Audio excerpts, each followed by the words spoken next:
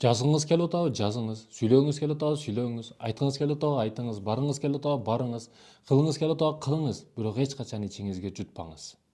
Эч качан ичиңизге жутпаңыз. Бүгүн адамдар ичине жутуп жүрө берет, айткысы келген адамга айтпайт, бергиси келген нерсени бербейт.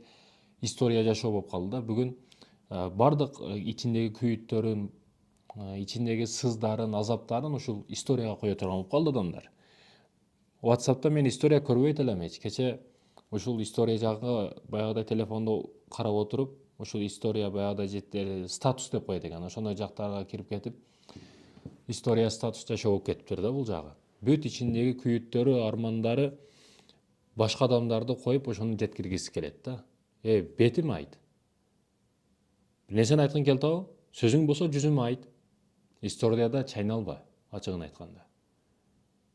Бетим айт, сөзүң болсо, ичиңде күйүтүң болсо бетим айт. Историяда чайналба. Катын чалыш болбо. Бирөөдөн карыз берип койгон, жалаң карыз маселесин коет да. Ошо дамыла устаздардын баян маселесиндеги карыз маселесин кесип алып ошол жерге коет экен. Карыздын бербегенде неме экен да бул. Типа бер дегендей. Историяда чайналыш кереги жок. Айткыңыз келсе айтыңыз, бериңиз келсе бериңиз. Негизи эле ошентип чыгарып аткандар, өзүнүн жеке маалыматын, үй бүлөсүн, семьясын, бала чакасын, кыздарын ошол статусуна, историясына коюп аткандар ойлонуш керек. Эмнени коюп атасыз? Бир фильтр коюшуңуз керек ал жака. Туура нерсени коюш керек, туура нерсени бөлүшүш керек.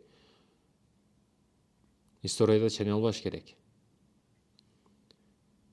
Кээде көбүнчө адамдар кооздукту жаман көрүшөт, кооздукту бузуп коюшат.